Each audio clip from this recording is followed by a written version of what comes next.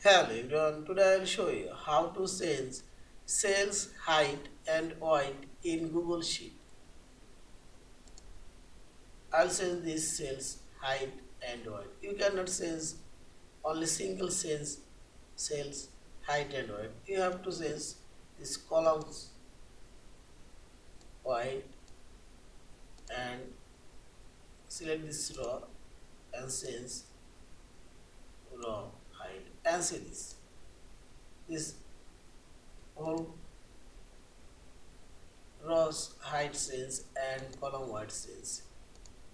Same way, click right button and select these columns. Make it 100. Now select OK and see this. And click this